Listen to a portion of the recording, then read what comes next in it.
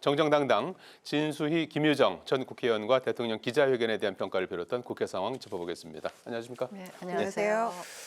자, 오늘 기자회견을 앞두고 과연 오늘 대통령의 변화된 모습을 볼 수 있을 것인가, 공감할 수 있는 부분들이 있을 것인가, 또 태도나 어떤 화법에 어떤 변화가 있을 것인가, 여러 가지 관전 포인트들이 있었는데요. 결과를 보고 여당은 소통의 진정성을 호평했고 민주당은 반성을 찾아볼 수 없었다, 이렇게 또 혹평을 내놓았습니다. 20분 앞에 2층 집무실에서 모두 발언을 하고 1층으로 내려와서 브리핑룸에서 1시간 10분 정도, 한 19명 정도 질문을 받았던 것 같은데, 질문은 뭐 많이 받았던 것 같습니다. 자, 전체적으로 어떤 부분을 좀 가장 인상 깊게 보셨습니까? 글쎄요, 제가 전체적으로 보면 메시지 내용들은 기존에 뭐 이런저런 기회를 통해 알려졌던 부분과 그렇게 크게 달라지진 않았고, 한두 군데 빼면요. 예, 잠시 후에 또 말씀드리겠지만 저는 오늘 메시지 내용 중에 가장 인상에 남았던 부분은 역시 이제 제 개인적인 관심사이기도 해서 그런지 모르겠는데, 저출산 문제의 심각성에 대해서 충분히 인식을 하고 계시다는 게 좀 반가웠고요.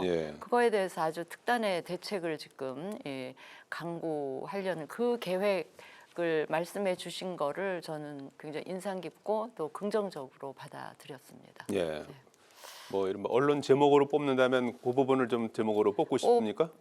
제가 기자라면 그렇게 복지부 장관도 하셨고 국회의원도 싶은데요. 하셨으니까. 이제 전체적으로 보면 대통령실에서 애초에 이야기할 때 이번 기자회견의 키워드는 국민 공감이라고 했는데, 그거에는 그렇게 충분하게 미치지는 못한 것 같은데, 아무튼 저출산 대응 관련해서는 제가 굉장히 인상 깊게 받아들였습니다. 국민 공감하는 데는 좀 미진했지만 어쨌든 저출생 대응 기획부 이 설치와 관련해서는 좀 인상 깊었다는 평가를 해주셨는데요. 어떤 부분을 좀 눈여겨 보셨습니까? 저는 이게 이제 100일 기자회견 이후로 1년 9개월 만에 이루어지는 기자회견이어서 사실 또 1시간 정도라고 미리 예고를 했기 때문에 1시간 동안 과연 국민이 궁금해하는 부분을 다 담을 수 있을 것인가. 기자들이 굉장히 날카롭게 질문하고 또 질문하고 재차 질문해서 뭔가 한 가지에 대해서라도 확실한 답을 얻어내는 방식으로 기자회견이 진행될 수 있을까. 이제 역시 그렇게 하지 못했죠. 아까 추가 질문까지 해서 한 20개 정도 질문이 되더라고요. 제가 막 메모하면서 보니까. 그런데 사실 제일 관심이 집중됐던 대목은 정치 현안에 관한 거잖아요. 그런데 역시 국민적 최대 관심사인 특검법은 최혜병 특검법도 김건희 특검법도 다 거부했잖아요, 사실상. 그 점에 있어서 역시 대통령 변하지 않았구나라고 이제 가장 실망스러운 대목이었고요. 특히 기자들의 질문도 이제 집요하지는 못했어요. 비선 라인도 굉장히 궁금한 부분 아닙니까? 근래 지금 어제 오늘 굉장히 화제가 되고 있는 뉴스인데 질문이 안 나왔죠? 질문이 아예 안 나왔고요. 그리고 또 말하자면 명품백 관련해서도 명품백은 지금 어디 있습니까? 창고에 있다고 했는데 맞습니까? 대통령이 이 사실을 언제 인지하셨습니까? 그리고 인지하시고 나서 어떻게 조치를 취했습니까? 이런 질문들 굉장히 날카롭게 할 수 있었을 것 같은데 그냥 한마디로 퉁치셨잖아요, 대통령이. 지난번에 매정 박절보다는 조금 나아졌지만 그래도 특검법을 거부한 거는 마찬가지라는 생각에서 그냥 사과 정도로 이게 끝날 일은 아니다라는 생각이 들고요. 특별히 주목했던 대목은 뭐 제 안에 현명하지 못한 처신 때문에 뭐 그 부분 걱정 끼터진 점 사과한다, 이 대목도 기억에 남지만, 또 하나는 도이치모터스 주가 조작 관련해 가지고 이거는 우리 가족에 대한 공격이고 나에 대한 수사나 다름없던 거다라는 말에 제가 정말 황당했거든요. 그리고 막 특수부까지 동원해 가지고 치열하게 막 수사해서 털었는데 안 나오지 않았냐, 이런 취지로 얘기를 해서 역시 도이치모터스 관련한 김건희 특검의 이제 전반적인 내용에 대해서도 이거는 명품백뿐만 아니라 도이치모터스 주가 조작 사건에 대한 것도 역시 거부한다. 그리고 전 정권에서 털었는데 안 나오지 않았냐 얘기하고 있는데, 이번 정권에서 이번 윤석열 정권 검찰이 밝혀낸 걸로 모녀간에 23억 정도의 이득을 얻었다, 뭐 이렇게 나오지 않았습니까? 그 건에 대해서 한동훈 위원장도 우리 검찰이 그렇게 한 거 전 정권 아닌가요? 막 이렇게까지 했었는데 그럼 왜 기소하지 않았죠? 그러니까 이 윤석열 정권의 검찰에서 그렇게 밝혀낸 부분이니까, 의견을 냈으니까 기소를 해야 맞는 거죠. 그런데 그런 식으로 아무것도 이루어지지 않고 있는 상황인데 치열하게 우리 가족을 털었다라고 얘기하는 대목에서 정말 기함했고요. 그래서 대통령이 송구하다는 얘기도 했고 민생에 대해서 여러 가지 얘기는 했습니다마는 결국에 근본적으로 국민들이 가장 궁금해하는 부분, 가장 바라는 민심은 철저하게 져버렸다는 점에서 굉장히 실망스러웠습니다. 실망스러운 기자회견이었다. 지금 말씀하신 것처럼 사실 정치권의 큰 현안이 국민적 관심사가 특검 아니겠습니까? 그래서 두 가지 김건희 여사 관련한 특검 내용으로 가면 이제 뭐 명품백이 하나 있고 하나는 이제 도이치모터 주가 조작 의혹 이 두 가지가 같이 있고요. 그다음에 이제 해병대원 사망과 관련한 수사 외압 의혹과 관련한 특검 이거 있는데 뭐 결론부터 보면은 결국은 뭐 대통령이 수용할 수 없다는 뜻을 이제 밝힌 거죠. 그 세부적으로 들어가 보면 예를 들어서 명품백 관련해서는 이제 사과드린다. 했고 특검 관련한 언급은 이제 없었고 도이치모터스는 그거는 뭐 강하게 자신을 겨냥한 2년 반 동안 전 정부에서 했던 수사다 이렇게 하면서 이제 뭐 그것도 이제 뭐 수용할 의사가 없음을 이제 밝힌 그런 상황이고 해병대원과 관련해서는 그분들이 안타까운 죽음에 대해서 지금 뭐 검경 공수처에서 수사를 하고 있으니 진상을 잘 밝히지 않겠는가. 그러고 나서 부실하다면 그럼 봐주기가 있거나 부실하거나 그러면 자신이 먼저 특검을 요청하겠다. 이렇게 이제 약간의 뉘앙스 차이는 있지만 전체적으로는 특검을 수용할 수 현재로서는 없다는 것으로 이해가 되는데 그 부분은 어떻게 평가하시는지요? 그러니까 아마 이번 기자회견을 앞두고 언론이나 많은 국민들이 제일 관심 있게 궁금하게 지켜보았던 질문이 아마 최혜병 특검 관련한 거하고 김건희 여사 그 김건희 여사 건은 두 개가 있잖아요. 도이치모터스 특검 관련해서 지난번에 쌍특검이라고 해서 국회에 그 회부됐다가 결국은 거부권까지 가고 재의결에서도 이제 부결된 그 50억까지 같이 도이치모터스 해서요. 특검하고 그다음에 이번에 이제 그 디올백 관련해서 지금 검찰 수사가 진행 중인데 아마 그것도 특검법 발의는 안 했지만 야당에서는 민주당에서는 아마 특검 하자고 지금 하고 있는 것 같아요. 그러니까 이제 그러니까 국민의 관심이 제일 컸던 그 두 가지 부분에 있어서는 기존에 말씀해왔던 입장과 이제 거의 대동소이하기 때문에 물론 그 명품백 관련해서는 이제 현명하지 못한 처사에 이제 사과 이런 표현까지 나왔으니까 약간 진일보했다고 볼 수는 있으나 그러나 이제 국민들이 원하는 수준에까지는 못 이르렀다. 그런 점에서 아마 관심 가지고 기대했었던 국민들은 좀 실망을 했을 것 같고요. 그러다 보니 그 이외에 민생하고 관련된 여러 가지 정책 어젠다라든지 앞으로 지난 2년 동안에 무엇을 했고 앞으로 남은 3년 동안 이러이러한 과제를 민생 차원에서 또 국가 미래 차원에서 하겠다라는 것들이 조금 밀려난 듯한 뭐 그런 느낌이 있어서 그거는 조금 아쉬운 대목이고요. 그러나 전체적으로 이제 메시지 부분에서는 좀 실망스러운 부분이 있는데 그 이제 대통령의 어떤 태도, 분위기, 스타일 이런 것들은 좀 많이 변화되지 않았나 뭐 이런 것도 저는 읽었는데 그거는 이제 얼마 전부터 대통령 스타일의 변화는 계속 많이 그 변화하려고 노력하시는구나 하는 흔적은 있었죠. 예컨대 수석 임명할 때 직접 브리핑룸에 나와서 소개하고 현장에서 기자들 질문 받고 한다든지 일단 이재명 대표와 영수회담은 했고요. 그 뭐 형식이나 그 과정이야 여하튼 일단 했고요. 소통 방식이 바뀌고 있다. 네, 그 다음에 그 이재명 대표 어젠가요? 그 이제 치료차 입원 때문에 이제 휴가를 받게 된 그 과정에서 뭐 직접 전화해서 안부나 뭐 이런 얘기를 하셨다는 거는 뭐 하루아침에 뭐 180도 변화할 수는 없겠으나 조금씩은 달라지시려고 하는구나 하는 이제 흔적 같은 거는 분명히 있는데 이제 오늘 기자회견의 메시지는 국민들이 기대하고 원했던 수준에는 좀 못 미치지 않았나. 뭐 당장 이제 야당에서부터 최혜병 특검이나 김건희 여사 관련한 그 문제에 대해서는 그 야당이 원하는 수준의 답변이 안 나왔기 때문에 결국은 국회 차원에서는 계속 그 양당이 협치보다는 대치 하는 그런 국면이 더 계속되지 않을까. 22대 이제 국회 개원을 해도 원구성을 갖고 굉장히 지리한 그렇습니다. 예.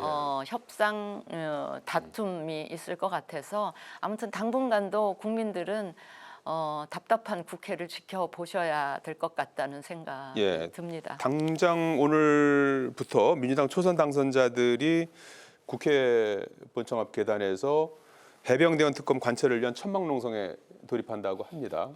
뭐 이렇게 되면은 결국 특검법을 둘러싼 대치 정국은 계속 이어질 수밖에 없는 그런 상황일 것 같아요. 그렇죠. 대통령이 오늘 기자회견 통해서 예.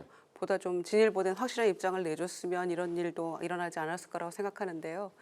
이제 뭐 정치, 현안, 외교, 안보, 경제, 사회 네 가지 파트에서 얘기를 했습니다마는 예. 질문을 했습니다마는 가장 중요한 건 아무래도 그 주목받는 건 정치 현안 문제들이겠죠. 그런데 시간도 질문자도 너무 모자랐고 방식도 조금 아쉬운 점이 많았는데요. 특히 이제 김건희 여사 특검 조금 말씀드리면은 검찰이 갑자기 검찰총장이 나와가지고 뭐 법리와 증거에 따라서 신속하게 수사한다는 얘기를 했을 때 헛웃음이 나왔거든요. 이 사건이 그 명품복이 고발된 게 작년 12월이었는데 5개월 동안 뭐 하다가 이제 와서 갑자기 신속 수사를 외칩니까? 네. 스스로 정말 굉장히 민망할 겁니다. 그런데 대통령에게 기자회견할 때 빌미를 주려는 거 아니야? 라는 생각들을 모두가 했었는데 딱 그대로 되지 않았습니까? 검찰이 수사하고 있으니까 엄정하게 잘할 걸로 믿는다, 기대한다 이렇게 얘기를 했는데 사과로 퉁칠 일이 아니죠. 그리고 수사에 적극 협조하겠다. 적어도 이 정도 얘기 정도는 해야 되는 거 아닙니까? 특검을 못 받겠다는 얘기를 할라 치면 그래서 그것도 잘못됐고 그 답변도 최선의 성의를 보였어야 했는데 안 됐고 특검도 수용하지 못하겠다는 점에서 굉장히 비판받아 마땅하고요. 양평고속도로 사건은 또 어디로 갔습니까? 묻고 싶어요. 해병대 그 원 특검과 관련해서는 뭐 여러 얘기들이 있습니다마는 국방부 장관에게 어떻게 이런 인사사고에 날 수 있냐고 질책했다고 오늘 얘기하지 않았습니까? 예. 그런데 저희가 언론에 보도된 바로는 이만한 일로 사단장을 뭐 해고하게 하면은 누가 사단장 하려고 하느냐라고 경로했다는 얘기밖에 저희는 못 들었어요. 경로했다는 건 오늘 사실 시인했는데 내용이 좀 그렇죠. 그러니까 경로인데 다르게, 국방장관을 그렇죠. 질책했다는 쪽으로 옮겨가니까 진짜 황당한 거죠. 그런데다가 해병대원 그 동료 예비역된 해병대원들이 대통령에게 편지 보내지 않았습니까? 그러면서 그 정권의 그 여권에서 나오는 이야기로 뭐 정치에 악용한다 이런 얘기 나왔는데 우리도 정치에 악용하는 겁니까? 지금 이렇게 하소연하는 것이 이렇게 절절한 편지를 보냈어요. 그러면서 저는 핵심은 한 줄이라고 생각하는데 책임은 다 부하들에게 지게 하고 왜 사단장은 선처하느냐 이게 맞는 겁니까? 라는 질문 편지를 던졌거든요. 그러니 지금 그 특검법이 통과됐을 때 본회의장 방청석에 앉아서 눈물 짓고 또 거수경례하고 했던 이 예비역들 해병대원들의 모습을 생각하면 지금 오늘 대통령의 기자회견의 답변은 뭐 미진한 정도가 아니고 정말 분통 터질 일이죠. 가슴 아프다고만 할 게 아니고 지금 공수처 수사하고 있으니까 기다려봅시다라고 하는 그런 뻔한 답변 하지 마세요라고 오늘 아침까지 보수 언론에서도 얘기를 했거든요. 그런 답변 하시면 안 됩니다라고 했었는데 정말 기대에서 한치도 벗어나지 않는 예상 답변을 했기 때문에 이거는 야당으로서는 관철시키기 위해서 정말 모든 노력을 할 수밖에 없다. 21대에서 안 되면 22대 처음 특검법을 상정하면서 8명 어떻게 해서든지 확보하기 위한 노력들을 해나갈 것이다 생각합니다. 알겠습니다. 특검과 관련한 앞으로 여야의 어떤 그 대치 상황, 이거는 앞으로 좀 계속해서 지켜봐야 될 대목인 것 같습니다. 조금 전에 말씀하셨던 저출생 대응 기획부 이 부분도 상당히 그 여러 차례 반복해서 이제 언급이 됐고 이제 지금 상황은 이제 비상 상황이다. 과거에 뭐 박정희 전 대통령이 경제개혁안 만들어서 당시 5개년 계획 수립하고 경제 발전을 이뤘던 것을 예로 들면서 이 이제 부처 신설을 이제 예고를 했어요. 그런데 이게 정부 조직 개편을 해야 되고 또 야당의 협조가 필요한 대목인 것 같던데요.